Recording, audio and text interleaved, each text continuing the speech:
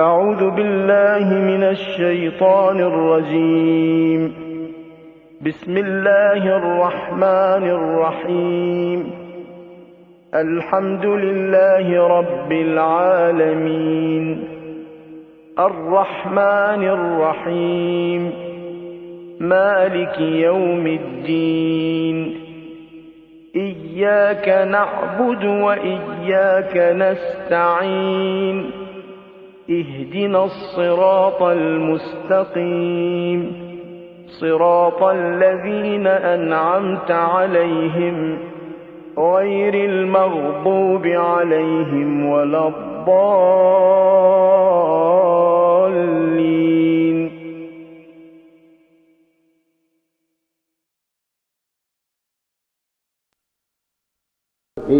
نعم المولى ونعم النصير. وأعوذ بالله من الشيطان اللعين الرجيم. بسم الله الرحمن الرحيم. الحمد لله الملك الحق المبين قاصم الجبارين مبير الظالمين مدرك الحاربين رب الشهداء والصديقين والصلاة والسلام على الرسول النبي الأمي الدافع جيشات الأباطيل والدامغ صولات الأضاليل العبد المؤيد والمنصور المسدد المصطفى الأمجد والمحمود الأحمد أبي القاسم محمد المنتجبين المنتخبين الميامين المعصومين المظلومين لا سيما على الإمام المنتظر والحجة الثاني عشر اللهم عجل فرجه ولعنة الله على أعدائهم أجمعين. أما بعد فقد قال الله الحكيم في كتابه الكريم بسم الله الرحمن الرحيم ولا تقولوا لمن يقتل في سبيل الله أموات بل أحياء ولكن لا تشعرون. صلوات.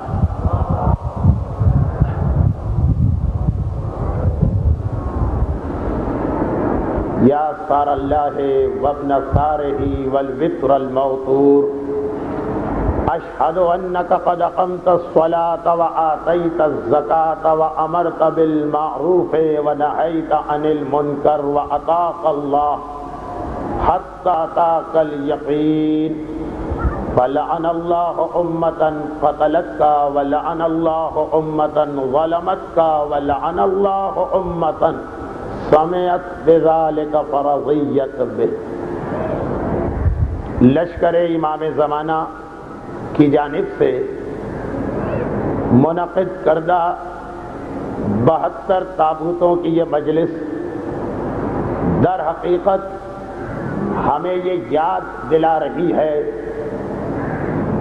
کہ کربلا کا جہاد ابھی جاری ہے، ابھی چل رہا ہے، اور یہ 72 تابوت ہمیں یہ پیغام دے رہے ہیں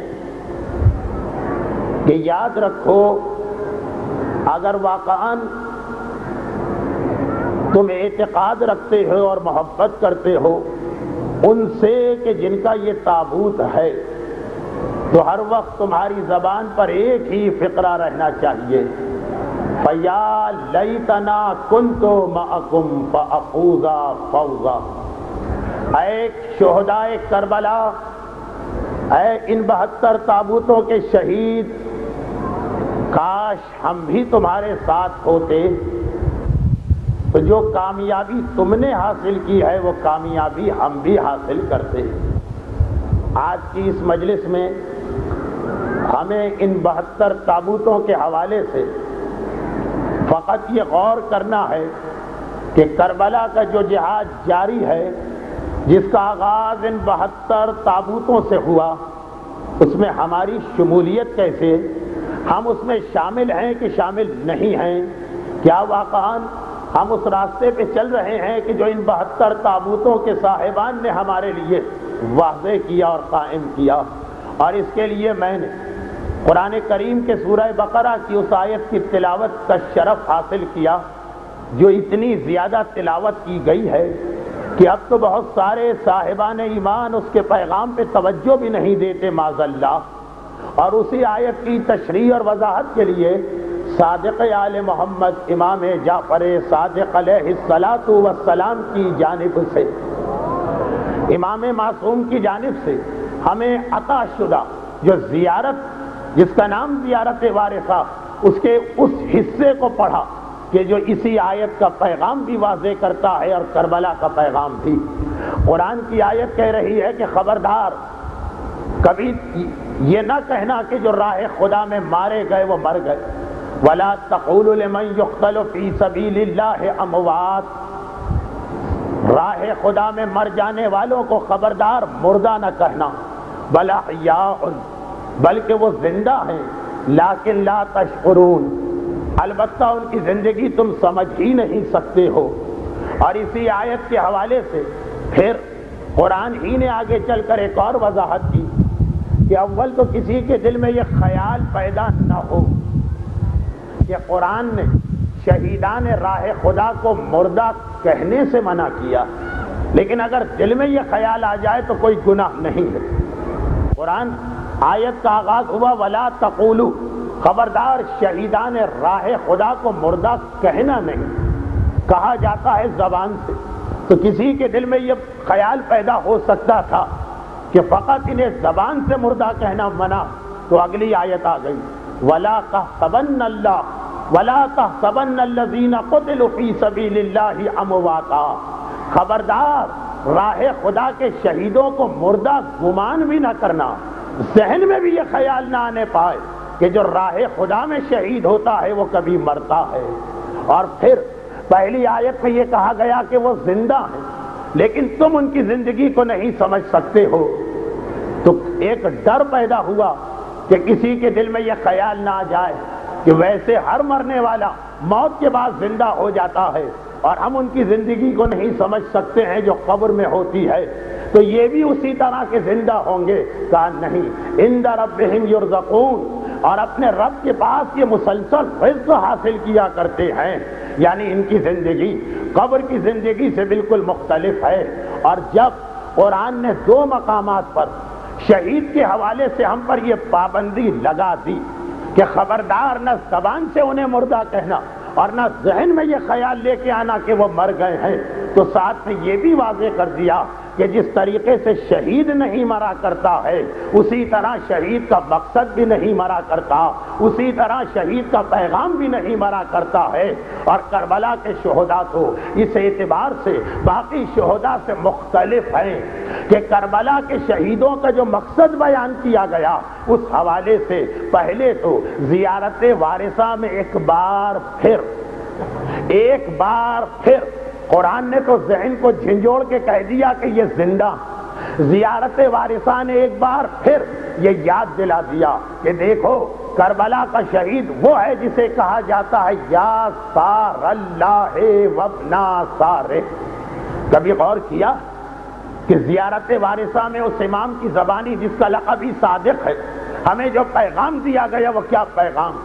زیارت کے شروع کے جملے ہر ایک کو ترجمہ معلوم ہے، السلام علیک یا وارث آدم صفت اللہ، السلام علیک یا وارث نوح نبی اللہ، السلام علیک یا وارث ابراہیم خلیل اللہ۔ آپ ایک ایک نسبت کے حوالے سے کربلا کے سب سے بڑے شہید بلکہ کائنات کے سب سے بڑے شہید سید الشہداء کو سلام کر رہے، کبھی کہہ رہے وارث آدم آپ کو ہمارا سلام، کبھی کہہ رہے وارث نوح آپ کو ہمارا سلام، کبھی کہہ رہے وارث ابراہیم آپ کو ہمارا سلام، مگر یہ سارے سلام کرتے کرتے اور پھر آپ خاندان کے حوالے سے بات کرتے ہیں، السلام علیک یا ابن محمد المصطفیٰ، السلام علیک یا ابن علی المرتضیٰ، السلام علیک یا ابن فاطمہ الزہرا، السلام علیک یا ابن خدیجہ الکبریٰ۔ یہ بھی ہر ایک کی سمجھ میں آ رہا کہ آخر ہم حسین کو کیا سلام کر رہے؟ اے محمد مصطفیٰ کے بیٹے ہمارا سلام لیجئے، اے علی مرتضیٰ کے فرزند ہمارا سلام لیجئے، اے فاطمہ زہرا کے لقب جگر ہمارا سلام لیجئے، اے خدیجہ طاہرہ کے دلبند ہمارا سلام لیجئے۔ مگر اس کے بعد ایک عجیب منزل آ گئی، یا سار اللہ وابن سارہ والوتر الموصود۔ اچھا اب اس کے بعد آگے جو ٹکڑے جو کربلا کا مقصد بیان کر رہے، کربلا کا مقصد بیان کر رہے، میرا اصل موضوع وہ، لیکن وہ بھی بڑے آسان، جس کو ذرا بھی اردو آتی وہ بھی عربی کے ان جملوں کو سمجھ سکتا۔ اشہد انک قد اقمت الصلاۃ، مولا میں گواہی دیتا ہوں کہ قیامت تک جتنی نمازیں پڑھی جائیں گی آپ نے ہر نماز کو بچایا ہے، آپ نے ہر نماز کو قائم کیا ہے۔ یہ کربلا کی گواہی ہے کہ جو ہر مومن اور مومنہ معصوم امام کے بتائے ہوئے فرمان کے مطابق دیتا ہے۔ اے صاحبان ایمان، چاہے آج ہمارے اور آپ کے درمیان ذکر نماز کتنا ہی ناپسندیدہ کیوں نہ ہو، لیکن یاد رکھیے کہ کربلا کا مقصد زیارت وارثہ میں نماز بتایا جا رہا۔ اور اسی حوالے سے میں آپ کو یاد دلا دوں کہ وہ جو ایک مشہور حدیث ہے اور لوگ سوال کرتے ہیں کہ اس کا حوالہ دیجئے، یہی زیارت وارثہ اس کا حوالہ ہے۔ اور وہ حدیث کیا ہے؟ اصل میرا موضوع کچھ اور، لیکن چونکہ اس موضوع کے لیے یہ چیزیں سمجھنا ضروری ہے، اور وہ یہ کہ جب ظاہری اور دنیاوی اعتبار سے کربلا کا جہاد مکمل ہو گیا اور سید سجاد اپنے لٹے ہوئے گھر کو لے کے شہر مدینہ میں آ گئے، تو ایک مرتبہ مدینے والے سید الساجدین کو ان کے لٹے ہوئے گھر کا پرسہ دینے کے لیے آنے لگے۔ جوک در جوک آ رہے ہیں، گروہ در گروہ آ رہے ہیں۔ ہر ایک کو پتا ہے کہ اب یہ جو سید الساجدین اس وقت مدینے آئے تو کربلا سے لے کے کوفہ اور کوفے سے لے کے شام تک تمام میدان فتح کر کے آ رہے۔ چنانچہ اب مدینے والے خوف کے عالم سے باہر نکلے، گھروں سے باہر آئے، پرسہ دیا جانے لگا۔ عورتیں تو بیت الشرف میں چلی گئیں، مرد سب کے سب سید الساجدین کے چاروں طرف جمع ہو گئے۔ اور اس دوران کسی نے ایک ایسا سوال کر لیا جو اگر کسی اعتبار سے بھی اس کا جواب قابل اعتراض نہیں ہے، لیکن بعض مومنین کرام جنہیں واجبات کی ہر بات ناپسند آتی ہے اور ذکر حرام جب اس حوالے سے ہو کہ اس سے بچنا واجب ہے تو سب سے زیادہ گراں انہیں یہ ذکر گزرتا، ان کے لیے یہ حدیث عجیب بن جاتی۔ مولانا حوالہ کیا ہے؟ کہاں یہ حدیث آئی ہے؟ کس کتاب میں یہ حدیث لکھی ہے؟ حوالہ پہلے پڑھ دیا، حدیث بعد میں آ گئی کہ ایک مرتبہ پرسہ دینے والوں ایک ایسا نوجوان کوئی نکل آیا جس کا سوال بظاہر بڑی گستاخی والا تھا۔ کہتا ہے کہ مولا 28 رجب کو میں اسی شہر مدینہ میں تھا اور آپ کے بابا کے اس قافلے کو رخصت کیا جو آباد قافلہ تھا، اور آج بھی میں اسی شہر مدینہ میں ہوں اور اسی قافلے کو ایک مرتبہ اس کا استقبال کر رہا ہوں جو لٹ چکا ہے، تباہ ہو چکا ہے، برباد ہو چکا ہے۔ جب یہ قافلہ گیا تھا تو ہر طرف مردوں کے چہرے تھے، کہیں عباس، کہیں اکبر، کہیں قاسم، کہیں اون محمد۔ 72 تابوت تو آپ نے کربلا میں دیکھے، ابھی تو جوانان بنی ہاشم کے چاند سے چمکتے ہوئے چہرے نظر آ رہے مولا، اور میرا آقا حسین بھی موجود تھا۔ اور تو اور جس وقت میری نگاہ علم پر پڑتی تھی تو علم بھی سبز رنگ کا اور ہرے رنگ کا نظر آتا تھا مولا۔ آج میں اسی قافلے کو اسی شہر مدینہ میں آتا دیکھ رہا، نہ مجھے اپنا آقا حسین نظر آتا، نہ مجھے اپنا آقا عباس نظر آتا، نہ مجھے شہزادہ علی اکبر دکھائی دیتے، نہ شہزادہ قاسم و اون و محمد نظر آتے۔ اور تو اور میری نگاہ علم پر پڑتی ہے تو علم بھی آج سبز نہیں ہے بلکہ سیاہ رنگ کا ہے۔ صرف اتنا بتا دیجئے کہ اتنی بڑی قربانی دے کر کوئی معمولی قربانی نہیں ہے جس کے لیے زینب کے لال قربان کیے گئے، کوئی چھوٹی قربانی نہیں ہے جس کے لیے حسن کے یتیم قاسم کا جسے قربان کیا گیا، کوئی معمولی قربانی نہیں ہے جس کے لیے حسین کا جوان اکبر میدان کربلا میں ایڑیاں رگڑ رہا، کوئی معمولی قربانی نہیں ہوگی جس کے لیے علی کے وارث علمدار لشکر کربلا نے فرات کے کنارے بازو قلم کیے۔ اور تو اور وہ قربانی کیسے معمولی ہو سکتی جس کے لیے رباط کے ششماہے نے جان قربان کی اور جس کے لیے میرے آقا کا کٹا سر نو کے نیزہ پہ بلند کیا گیا۔ مگر مولا سوال کرنے والا سوال کرتا، مگر مولا اتنا بتا دیجئے کہ یہ ساری قربانی جس مقصد کے لیے دی گئی تو آپ کامیاب آ رہے کہ ناکام آ رہے، آپ جیت کے آ رہے کہ ہار کے آ رہے؟ بڑا گستاخ ہے، بڑا بے ادب ہے، اسے نہ تو یہ معلوم ہے کہ امام معصوم کی سے گفتگو کا طریقہ کیا ہے، اور نہ ہی یہ پتا ہے کہ امامت کبھی ناکام نہیں ہوتی۔ الہی منصب، اللہ کا منصب دار، چاہے نبی کے انداز میں ہو چاہے امامت کی شان میں، وہ کبھی ناکام نہیں ہوتا۔ چنانچہ میں تو اس ایک جملے کو بھی نہیں مانتا جو کبھی کبھار جوش خلافت میں زبان پہ آ جاتا ہے کہ کربلا میں ظاہری فتح یزید کی ہوئی اور حقیقی فتح حسین کی ہوئی۔ نہیں، ظاہری فتح بھی حسین کی تھی اور حقیقی فتح بھی حسین کی تھی۔ موقع ملا تو اس کی وضاحت شاید مجلس کے بیچ میں ہو جائے تو، لیکن یہ گستاخ و بے ادب آداب تکلم سے واقف نہیں ہے کہ امامت کے سامنے اٹھنا، بیٹھنا، بات کرنا، خاموش رہنا، ہر ایک کا ایک ادب ہوتا ہے، ایک طریقہ۔ سوال کیا اور بڑا گستاخی والا، لیکن اے سوال کرنے والے، ہم اس اعتبار سے لاکھ لاکھ تیرے شکر گزار کہ تو نے بہرحال اپنے سوال کے ذریعے ہم جیسے محبان اہل بیت و عزاداران امام مظلوم کو، ہم جیسے حسین کے ماتمیوں کو بھی کربلا کے جہاد کا ایک اور رخ واضح کرا دیا۔ کربلا کے جہاد کا ایک اور پہلو ہمارے سامنے کھل کے آ گیا۔ کیوں؟ اس لیے کہ اس نے ایک بڑا گستاخی والا سوال کیا، اور اس کے سوال سے زیادہ عجیب امام معصوم کا انداز تھا۔ یہ امامت ہے، ادھر سوال کرنے والے کا سوال مکمل بھی نہیں ہوتا اور ادھر امامت جواب دے دیتی ہے، لیکن آج خاصی دیر گزر گئی، امام نے کوئی جواب ہی نہیں دیا، یہاں تک کہ اسے بھی حیرت ہوئی اور پرسہ دینے کے لیے آنے والے مدینے کے باشندے وہ بھی حیران و پریشان۔ تھوڑی دیر بعد امام نے چہرہ اقدس کو بلند کیا۔ یہ وہ امام ہے جو عصر عاشور سے اس لٹے ہوئے قافلے کے قیادت کو سنبھال رہا۔ آج آپ اصل میں اسے امام کا ساتھ دینے اور اس کو پرسہ دینے اس صفحہ ازا پہ آ کے بیٹھے۔ ایک مرتبہ امام چہرہ بلند کیا، کہا کہ اے شخص، تیرے سوال کا جواب دینے سے پہلے ایک تو سے درخواست کرتا ہوں کہ سامنے میرے نانا، میرے جد کی مسجد جا کے 2 رکعت نماز پڑھو، واپس میرے پاس آ، میں تیرے سوال کا جواب دوں گا۔ سوال کرنے والا حیران تو چلا کہ یہ علی زین العابدین ہے تو اسی علی مشکل کشا کا پوتا کہ جو ایک لمحے کے توقف کے بغیر جواب دیتا۔ یہاں ایسا لگا کہ ذرا مجھے ٹالا جا رہا، لیکن خیر تھوڑی دیر بعد واپس آیا۔ مولا، میں نے نماز تو پڑھ لی جو آپ نے فرمایا تھا، اب میرے سوال کا جواب دیجیے۔ تو ایک مرتبہ میرا چوتھا امام حیرت کی عالم میں کہتا ہے، نماز پڑھ کے آ رہا اور مجھ سے اپنے سوال کا جواب مانگتا، اب تجھے کیا جواب چاہیے؟ تیری نماز تیرے سوال کا جواب۔ گھبرا گئے، کہا مولا میں نہیں سمجھا۔ کہا یاد رکھ، قیامت تک جب بھی دنیا کے کسی گوشے میں یہ نماز پڑھی جائے گی، یہ میرے بابا کی فتح کا اعلان ہے اور یہ یزید کی شکست کا اعلان۔ کربلا کا جہاد، کربلا کا جہاد اللہ کی کبریائی کا اعلان تھا کہ اللہ اکبر، اللہ سب سے بڑا۔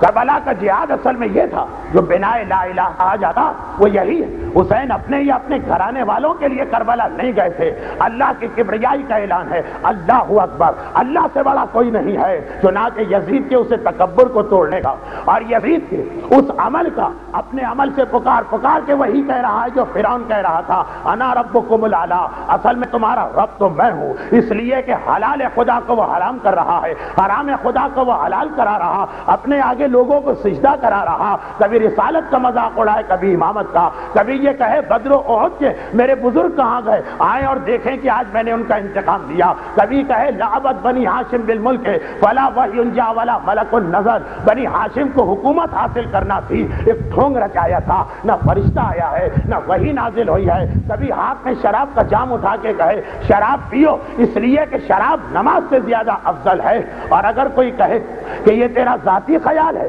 جواب دے نہیں، یہ قرآن کہہ رہا ہے، یہ قرآن کہہ رہا ہے کہ قرآن نے نمازی کے لیے ایک جگہ کہا کہ ویل و تباہی ہو، شرابی کی کہیں برائی نہ کی، بس قرآن سے ثابت کر رہا ہے شراب نماز سے زیادہ افضل ہے۔ تو یزید اصل میں مقابلہ اللہ سے کر رہا ہے، اللہ کے بھیجے ہوئے اسلام سے کر رہا ہے، اللہ کی نازل کی ہوئی شریعت سے کر رہا، اور نماز کس چیز کا اعلان ہے؟ جب نمازی نماز کے آغاز میں ہاتھ اٹھا کے کہتا ہے اللہ اکبر، اعلان کرتا ہے واقعاً اللہ سے بڑا اس کائنات میں کوئی نہیں ہے، نہ میرا مال اللہ سے زیادہ بڑا، نہ میری دولت اللہ سے زیادہ بڑی، نہ میرا کاروبار اللہ سے زیادہ بڑا، نہ میرا نفس اللہ سے زیادہ بڑا، نہ میرے گھر والے اللہ سے زیادہ بڑے۔ اس پیغام کو معمولی نہ سمجھیے۔ کوئی نماز بدون تکبیرۃ الاحرام شروع نہیں ہو سکتی۔ تکبیرۃ الاحرام یعنی پہلی تکبیر اللہ اکبر، اور اس میں مستحب ہے بلکہ سنت مؤکدہ کہ ہاتھ اٹھاؤ۔ علماء لکھتے ہیں ہاتھ اٹھا کے اللہ اکبر کہنے میں ایک مسئلہ یہ بھی ہے کہ جب میں نے اللہ کو سب سے بڑا مانا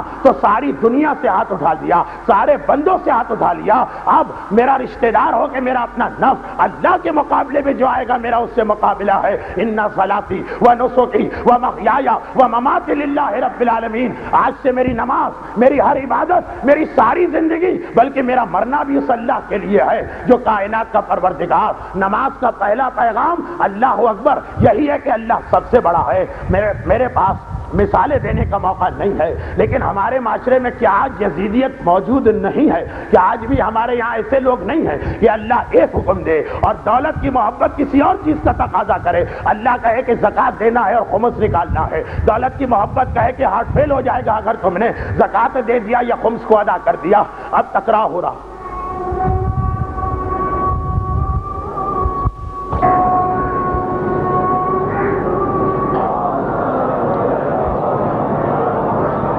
اسے معمولی نہ سمجھیے۔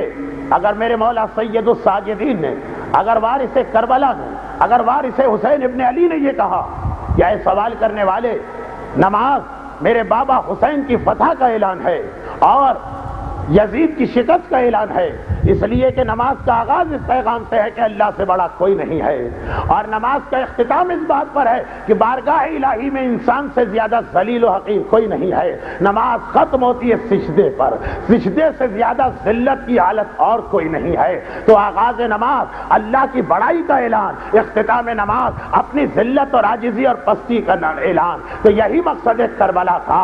جس طریقے سے، اب میں کہتا ہوں، جس طریقے سے کائنات میں کہیں پہ حسینیت کا نام کا نعرہ لگایا جائے، حسین کا ماننے والا ضرور کہے گا زندہ باد، اور کائنات کے کسی گوشے میں بھی اگر یزیدیت کا نعرہ بلند ہو تو ہر ایک کی زبان پہ ضرور آئے گا مرد آباد۔ اسی طریقے سے جس طرح زبان پر حسینیت زندہ باد اور یزیدیت مرد آباد کا نعرہ ہے، جب یہی زبان ہمارے عمل میں ڈھلتی ہے تو نماز بن جاتی ہے۔ نماز در حقیقت حسینیت زندہ باد اور یزیدیت مرد آباد کا عملی ثبوت ہے، عملی پیکر ہے۔ یہ مقصد کربلا بیان کیا جا رہا۔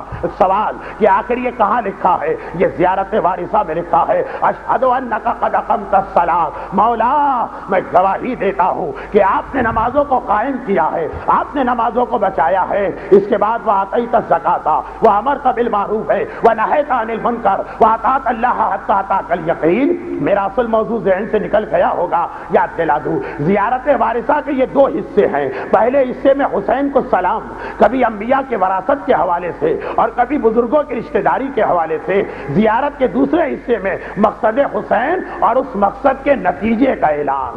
مقصد اور نتیجہ۔ مقصد کیا؟ اشہد انک قد اقمت الصلاۃ وآتیت الزکاۃ وامرت بالمعروف ونہیت عن المنکر واطعت اللہ حتی اتاک الیقین۔ مولا، دین دو چیزوں کے مجموعے کا نام ہے عمل میں۔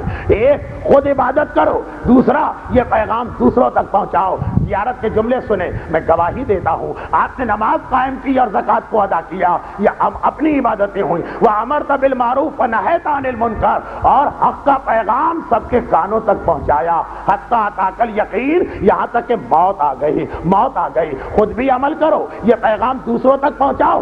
مقصد کربلا آیا اور اس مقصد کا نتیجہ سنیے۔ نتیجہ یہ، لعن اللہ امة قتلت کا، جس نے آپ کے قتل میں حصہ لیا اس پہ لعنت پروردگار۔ وَلَعَنَ اللَّهُ أُمَّةً ظَلَمَتْ کا، اور جس نے آپ پر ظلم کیا اس پہ بھی اللہ کی لعنت۔ لیکن نتیجہ سنیے، جو کربلا کے جہاد میں شریک نہیں ہوا اس کے بارے میں ایک عجیب اس کا انجام بتایا جا رہا۔ جو قاتلوں میں شامل اس پہ لعنت، جو ظالموں میں شامل اس پہ لعنت، اور اس پر بھی لعنت۔ جو نہ قاتلوں میں شامل ہے نہ ظالموں میں شامل ہے، ارے نہ اس اس نے قتل حسین میں حصہ لیا، نہ اس نے ظلم کرنے والوں میں حصہ لیا، اس کے بعد اس پہ لعنت کیوں ہے؟ ہاں اس لیے ہے کہ لعن اللہ امتن سمعت بذالک، جس نے یہ سب سنا فرضیت بھی، اس پہ راضی رہا، اس پہ مطمئن رہا، اس پہ خاموش رہا، اس کے دل اور زبان سے کہیں صدائے احتجاج بلند نہ ہوئی، وہی لعنت جو قاتل پر ہے راضی رہنے والے پر، وہی لعنت ہے جو ظالم پر ہے راضی رہنے والے پر۔ تو اب کربلا کا جہاد اور اس جہاد کے بعد اس کا نتیجہ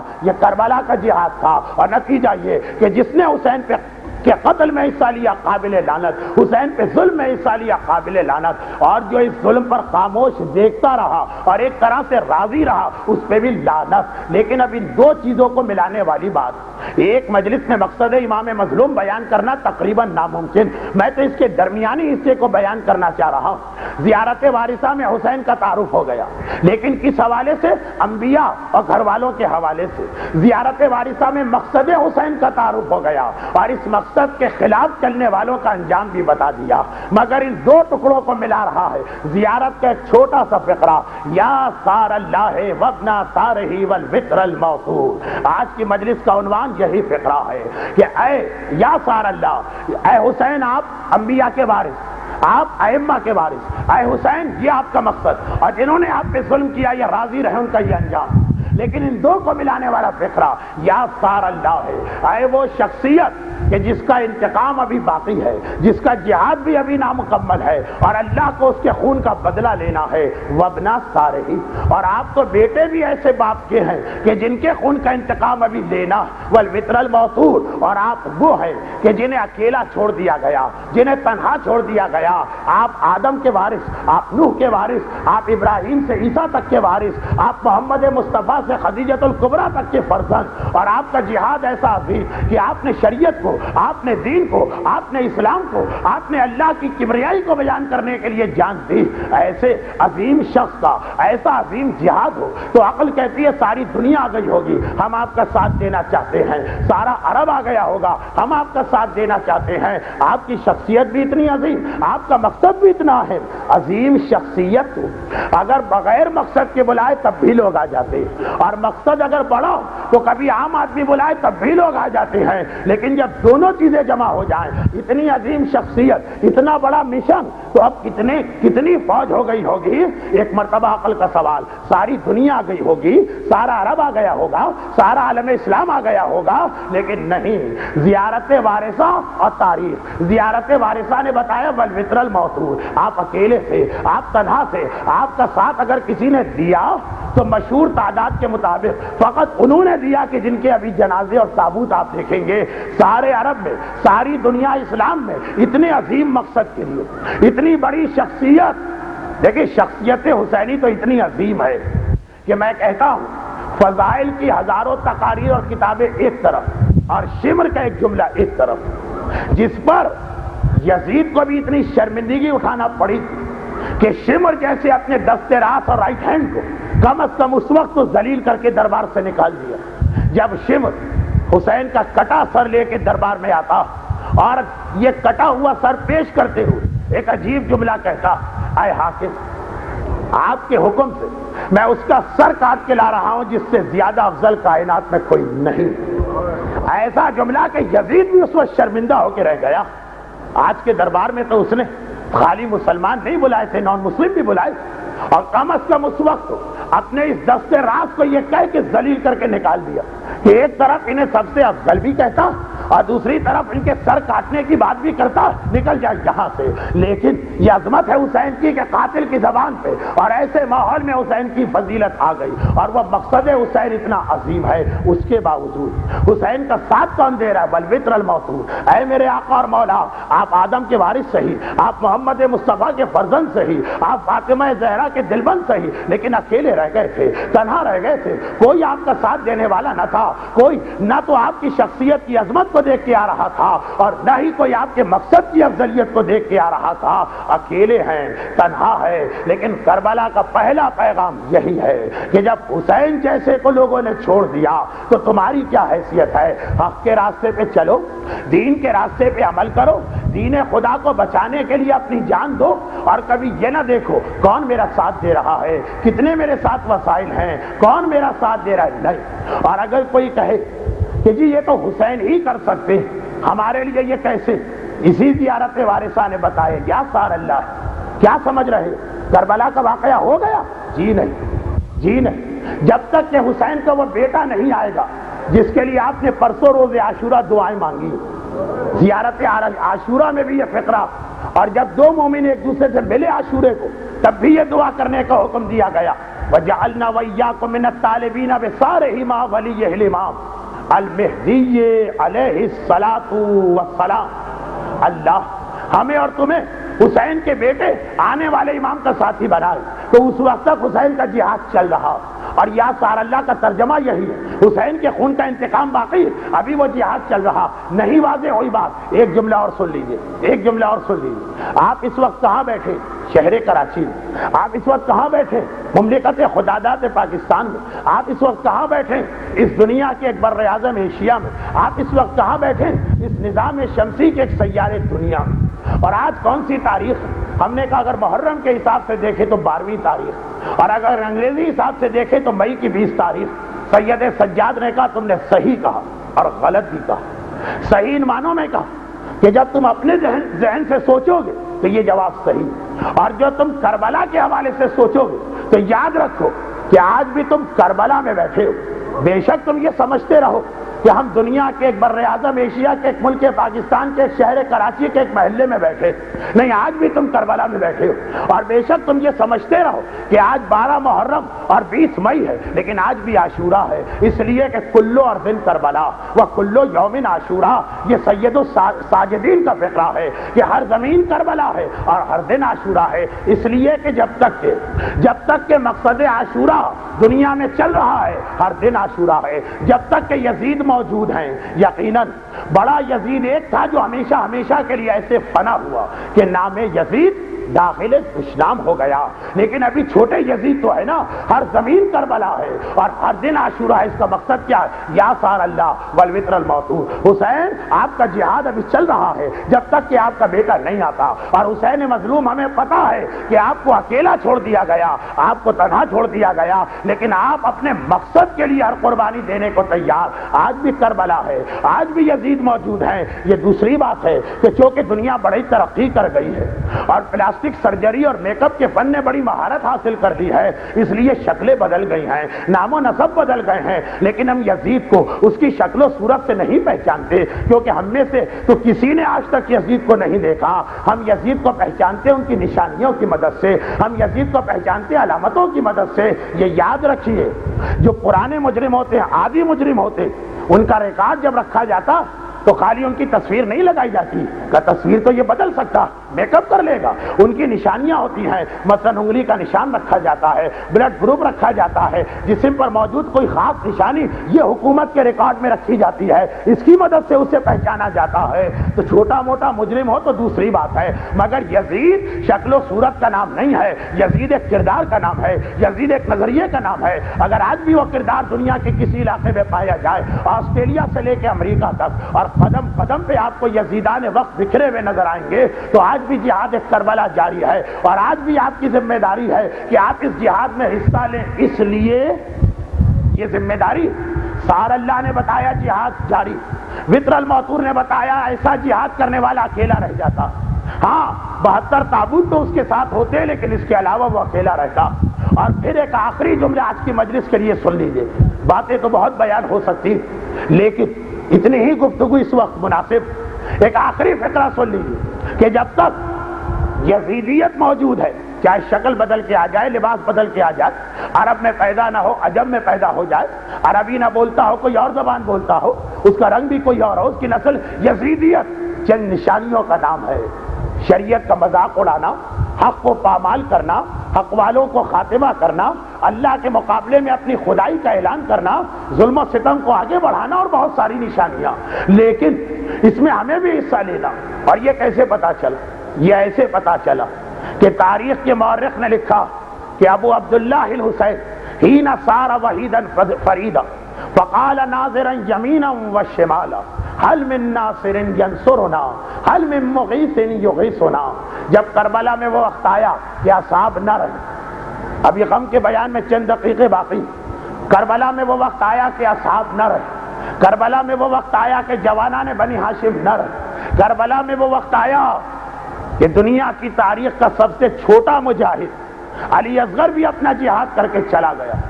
اور حین صار وحیدا فریدا، جب حسین اکیلے رہ گئے، تنہا رہ گئے، فقال ناظرا یمینا وشمالا، میرے مولا نے نگاہ ڈالی ایک مرتبہ دائیں ایک مرتبہ بائیں اور کہا هل من ناصر ینصرنا هل من مغیث یغیثنا، ہے کوئی جو میری مدد کے لیے آئے، ہے کوئی جو میرے استغاثے کو سنے، ہے کوئی میرا ناصر، ہے کوئی میرا مغیث۔ میرا مولا یہ آواز بلند کر رہا، یہ آواز کس کے لیے؟ میں اکثر یہ جملہ کہتا ہوں کہ اگر آپ حسین کی جگہ کسی عام انسان کو رکھ لیں، حسین کس کا نام ہے؟ حسین علی کے اس بیٹے کا نام ہے جس کا بابا پکار کے یہ کہتا کہ ابو طالب کا بیٹا موت سے اتنی محبت کرتا کہ کوئی شیرخوار بچہ اپنی ماں سے بھی اتنی محبت نہ کرتا ہوگا یا اتنا مانوس نہ ہوگا۔ حسین کس کا بیٹا؟ جو بدر کی جنگ جیت کے آیا تو یہ نہیں کہا کہ میں کامیاب ہو گیا، جو احد کے معرکے کو سر کر کے آیا تو یہ نہیں کہا کہ میں کامیاب ہو گیا، جو خندق میں برز کل الایمان کا تاج سر پہ پہنتا یہ نہیں کہا کہ میں کامیاب ہو گیا، جو خیبر میں لأعطین الرایا غدا رجلا کرارا غیر فرار کی سند پاتا یہ نہ کہا کہ میں کامیاب ہو گیا، لیکن جب سر پہ ضربت لگی اور شہادت سامنے آ گئی کہا فزت برب الکعبہ، رب کعبہ کی قسم، شہادت کو دیکھ کے علی کہتے آج میں کامیاب ہوا ہوں، علی کو کامیابی آج ملی ہے، اسی کا بیٹا حسین۔ لیکن اگر کوئی کہے، اگر ہم کہیں چلو حسین کو نہ مانو، ایسا عام آدمی مان لو، ایک عام آدمی 60 سال کی اس کی عمر اور اس کا سارا گھرانہ اس کے سامنے مارا گیا، بیٹے بھی، بھتیجے بھی، بھانجے بھی، برابر کے بھائی بھی، بچپنے کے دوست بھی، سارا گھرانہ اس طرح مارا گیا کہ ارباب مقاتل کہتے کہ جب سجاد نے نام لے کے پوچھا تھا بابا میرا چچا کہاں چلا گیا، آئینہ علی میرا بھائی علی اکبر کہاں چلا گیا، آئینہ امی حبیب میرے چچا حبیب کہاں چلے گئے، حسین نے کہا بس سنو، مردوں میں میرے اور تیرے علاوہ کوئی باقی نہیں۔ میں کہتا ہوں ایک عام انسان مان لو حسین کو، ایک عام انسان جو بوڑھا ہو چکا، سارا گھرانہ اس کے سامنے مارا گیا، اب کیا وہ یہ کہہ سکتا ہے کہ ابھی بھی مجھے زندگی سے محبت ہے، میں زندہ رہنا چاہتا ہوں؟ نہیں۔ ایک عام انسان زندگی سے محبت کرنے والا سارے گھر کے لاشیں اٹھا کے کہتا ہے اب زندہ رہ کے کیا کروں گا، ظالموں اب مجھے بھی مار دو۔ وہ کبھی نہیں کہتا کہ ارے کوئی مجھے بچائے۔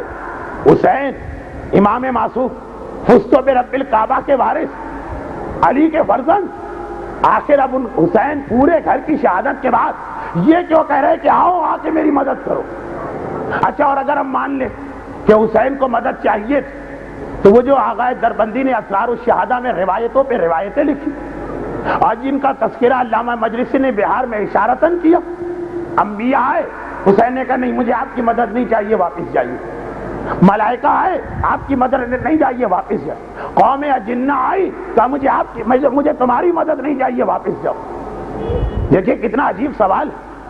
آقا حسین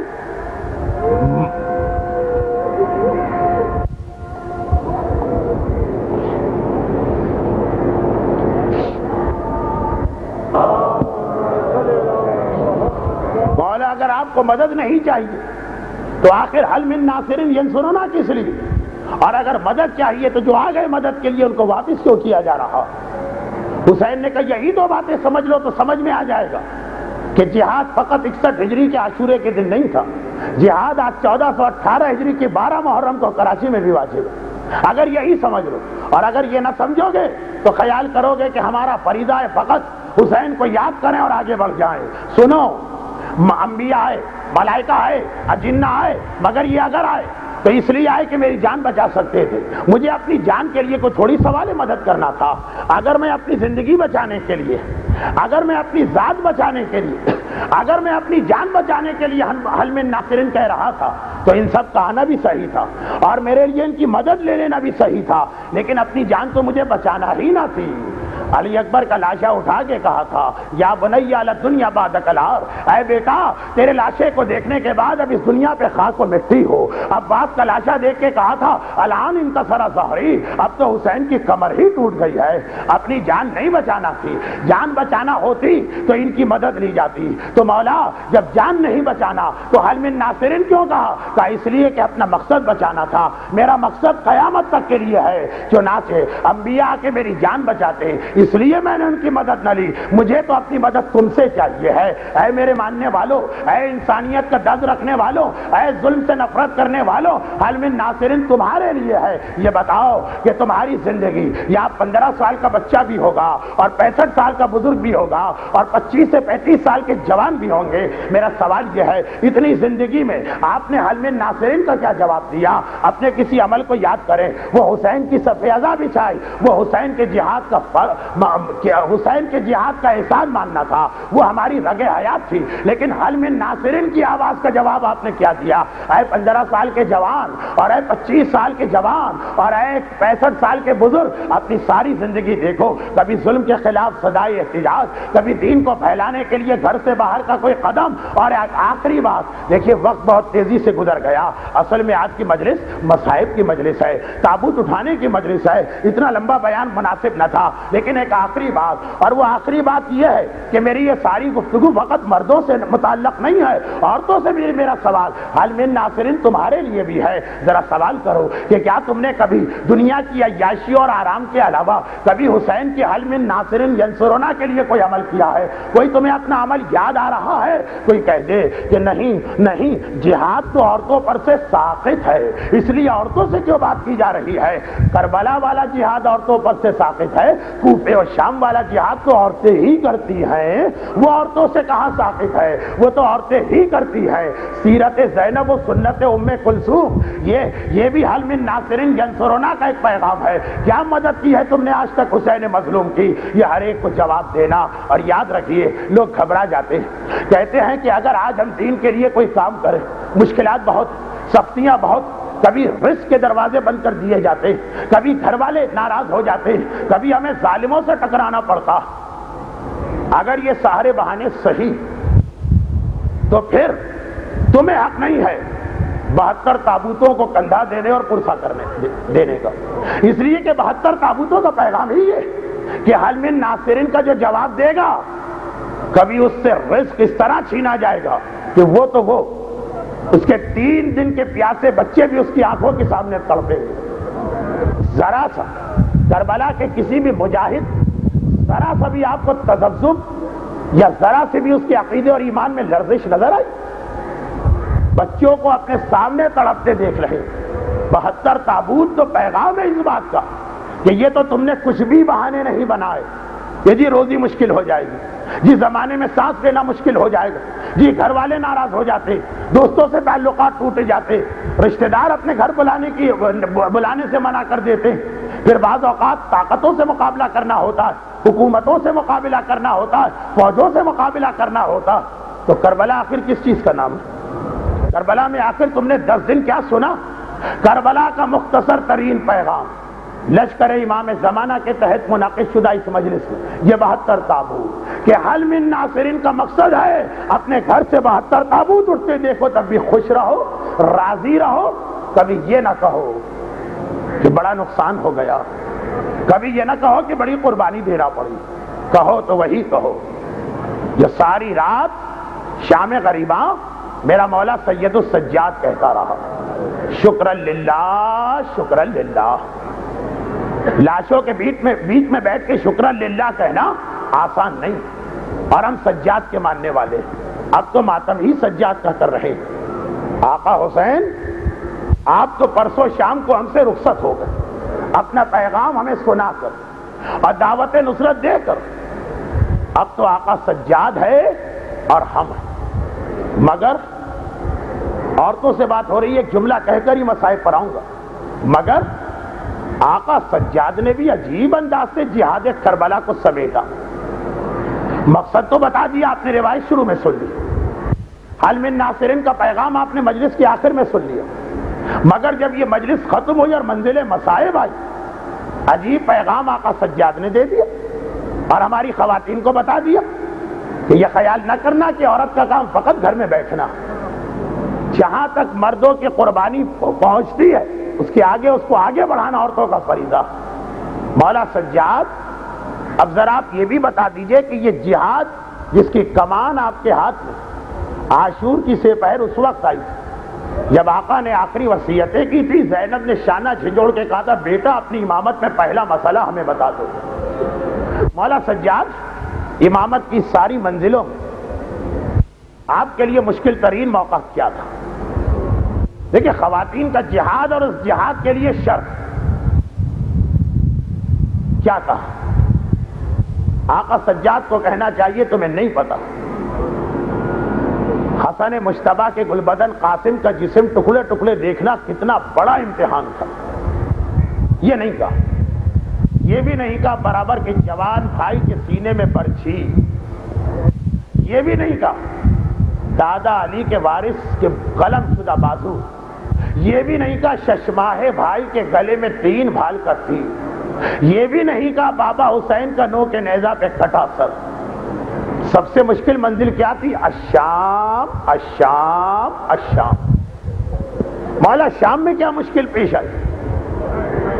وہاں تو سوائے ایک ننھی سی بچی کی شہادت تھی اور کوئی واقعہ نہیں، کہا جسے تم سمجھ رہے اور کوئی واقعہ نہیں۔ سجاد کے نزدیک وہ اکبر و قاسم عباس و اصغر کے غم سے بڑا غم۔ میری بہنیں، میری پھوپھیاں، میرے گھر والے بے مفنا و چادر کے بازاروں اور درباروں میں چلے گئے۔ اور یاد رکھیے اس پورے واقعہ کربلا میں حسین نے کہیں معجزہ نہیں دکھایا، یعنی عوام کے سامنے، کیونکہ یہ جنگ معجزے کے ذریعے سے نہیں لڑنا تھا۔ عوام کے سامنے، ظالموں کے سامنے کہیں کوئی معجزہ نہیں دکھایا، مگر ایک منزل ایسی آئی کہ آقا حسین نے مجمع عام میں معجزہ دکھایا۔ شاید معجزہ دکھایا ہوگا اکبر کو بچانے کے لیے، کہا نہیں میرا اکبر مارا جائے میں معجزے سے جہاد نہیں کروں گا۔ شاید معجزہ دکھایا ہوگا ننھے اصغر کے معصوم گلے کو بچانے کے لیے، کہا اصغر کا گلا ایک کان سے دوسرے کان تک چر جائے لیکن میں معجزہ نہیں دکھاؤں گا۔ شاید معجزہ دکھایا ہو جب ننھا قاسم زندہ تھا اور گھوڑے دوڑ رہے تھے۔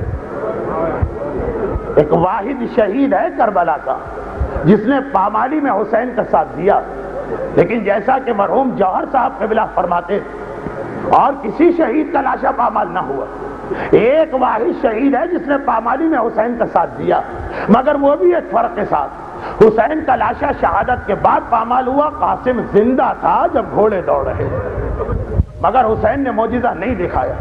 معجزہ ایک ہی منزل پہ دکھایا، بلوہ عام میں، جب بازار کوفہ میں نامحرموں کی نگاہ حسین کی بیٹیوں اور بہنوں پر تھی، نو کے نیزہ پہ کٹے سر نے تلاوت قرآن شروع کر دی۔ تلاوت قرآن کی وجہ سے سارا مجمع ادھر متوجہ ہے، میری زینب، میری کبرا، میری سکینہ کا پردہ بچ جائے۔ آج 12 محرم کو جہاد کربلا جاری، پردہ بچانا ہے اور کربلا کے لیے جہاد کرنا، مگر پیغام سب سے واضح کی کہ پہلے سے تیار رہنا، جب دین کے لیے کام کرنا تو 1 نہیں 2 نہیں، کبھی 18 لاشیں تمہارے گھر سے نکل سکتے ہیں اور کبھی 72 تابوت۔ ہاں یہ بھی ایک پیغام کہ دین کے لیے 72 تابوت دیکھنے کے لیے تیار ہو جاؤ، اس میں تمہارا بھتیجا بھی ہوگا اور بھانجا بھی، تمہارا بھائی بھی ہوگا اور تمہارا بیٹا بھی، لیکن ساتھ میں ایک بشارت بھی۔ ہاں یہ یاد رکھو، جہاں ظالموں کا ظلم ختم ہوگا وہاں پر پھر جس کے لیے تم نے یہ قربانی دی، وہ پروردگار جس کے راستے پہ چل کے تم نے قربانی دی ہے، امام معصوم، وہ خدا اپنے الہی نمائندے کو بھیجے گا۔ انہوں نے میرے دین کے لیے اتنی بڑی قربانی دی، یہ 72 لاشیں جلتی ریتی پہ پڑے، کوئی اٹھانے والا نہیں ہے، اے میرے معصوم نمائندے اب تو جا اور ان لاشوں کو اٹھانا۔ ارباب ازا 10 محرم کا پیغام یہ کہ اسلام کے لیے اپنے گھرانے کے 72 لاشیں دیکھنا پڑتے، اور اس قربانی کی بشارت یہ کہ بنی اسد کا قبیلہ جب لاشیں دفن کرنے آیا تو اللہ نے کہا کہ یہ میرے راستے پہ چل کے مارے گئے، ان کا لاشا کوئی عام آدمی نہیں اٹھائے گا، اسی حسین کا بیٹا آئے گا جس حسین کے لیے انہوں نے جان دی۔ ہمارا بیٹا مر جائے دین کے لیے بشارت ہے۔ اس کا لاشا سجاد نے آ کے اٹھایا، اسے ساتھی حسین نے بنایا۔ ہماری مائیں گھبرا جاتی ہیں جب کبھی دین کے لیے قربانی دینے کا وقت آتا، بشارت ہے۔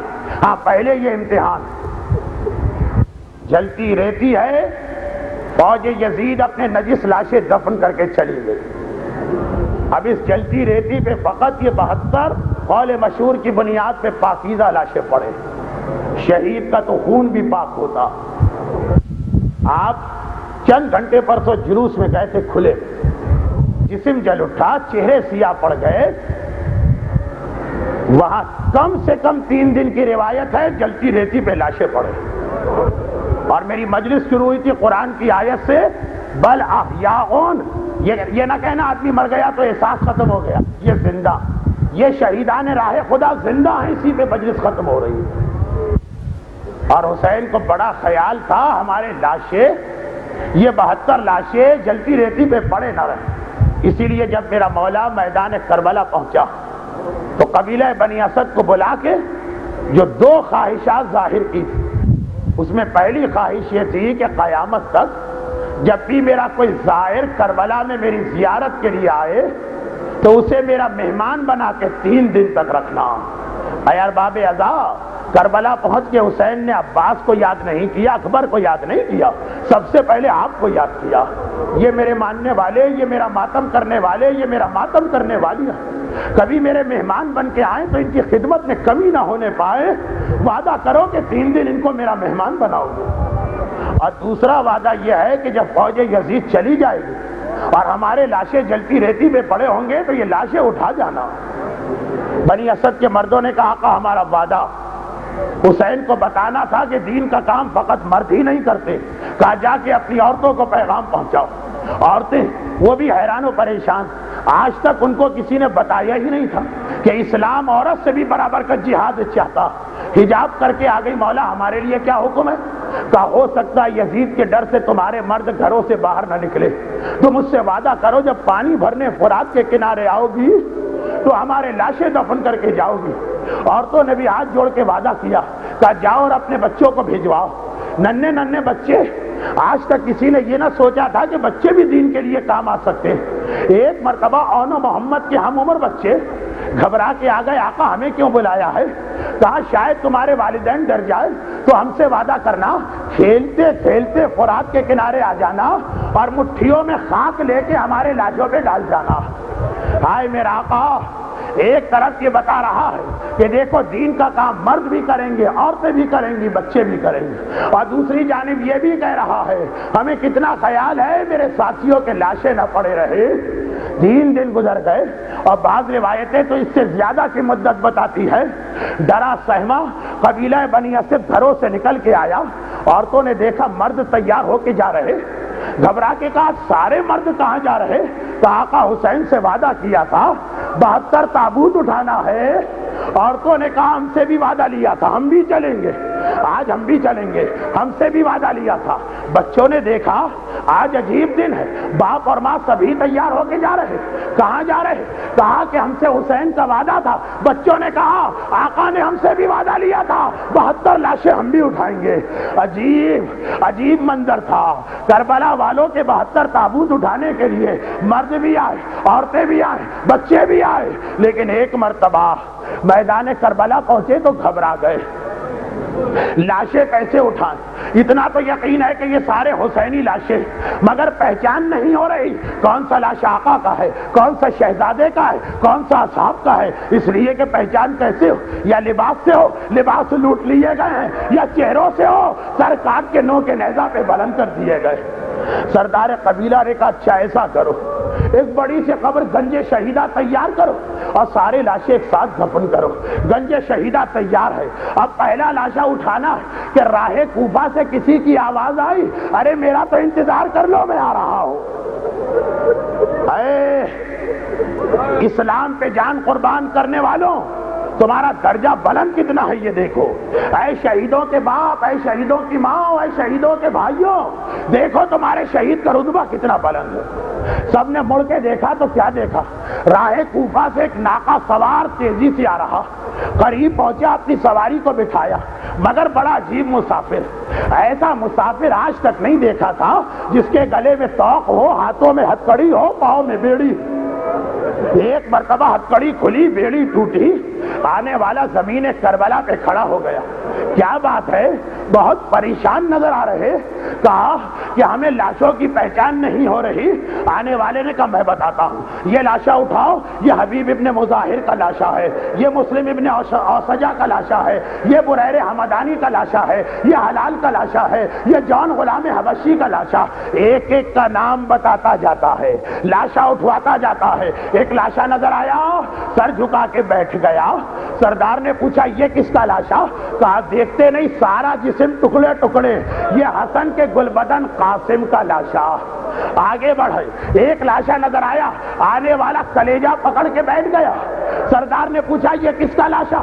کہا دیکھتے نہیں برچھی کا ٹوٹا پھل اب تک نظر آ رہا ہے, یہ حسین کے اکبر کا لاشا ہے.